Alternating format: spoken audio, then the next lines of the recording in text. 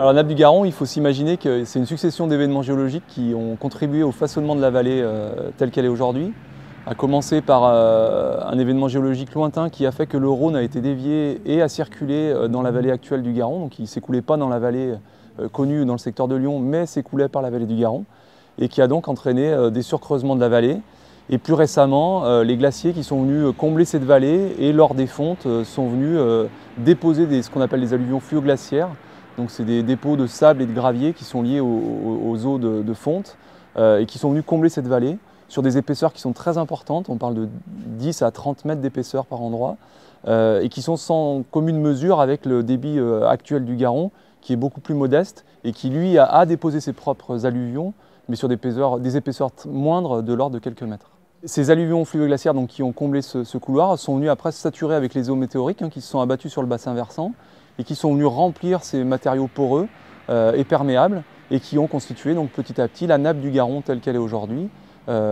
qui a donc une épaisseur qui est relativement importante et qui constitue une nappe d'envergure pour la région lyonnaise.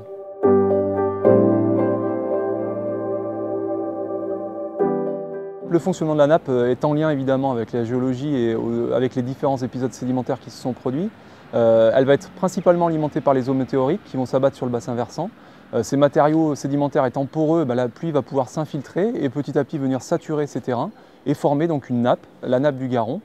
qui est alimentée principalement par les eaux de pluie, mais qui a aussi un fonctionnement particulier justement en lien avec les dépôts sédimentaires où par secteur et par endroit, le Garon va contribuer à son alimentation en s'infiltrant directement dans ces matériaux poreux et en venant à recharger cette nappe souterraine, ce qui peut expliquer que par secteur et par endroit l'été, le Garon ne s'écoule pas de façon pérenne et s'infiltre totalement dans la nappe.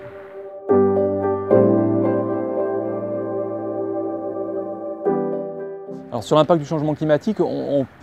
peut penser qu'on commence à avoir les prémices du changement climatique sur les dernières années, là, avec une météorologie particulière, notamment des déficits pluviométriques très importants là, sur les 2-3 dernières années. Et puis surtout en termes d'intensité, des épisodes beaucoup plus brefs et beaucoup plus intenses, qui font qu'on a ce qu'on appelle la pluie efficace, donc la pluie qui vraiment participe à l'alimentation de la nappe, qui aura tendance à diminuer avec le temps. Donc ça, c'est les différentes projections des modèles climatiques qui le démontrent, avec une augmentation de l'évapotranspiration, donc de l'évaporation de l'eau, qui fait qu'on aura une recharge qui sera moins importante. Et donc la recharge étant la principale source d'alimentation de la nappe, on peut s'attendre à, dans le futur, en lien avec le changement climatique, à avoir un débit d'alimentation qui se réduit et donc des niveaux de nappe, si on ne fait rien, qui vont diminuer avec le temps.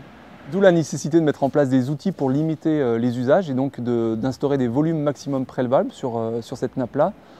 pour mettre en adéquation les volumes prélevés avec les capacités de la nappe et éviter que cette nappe ne s'affaisse trop dans le temps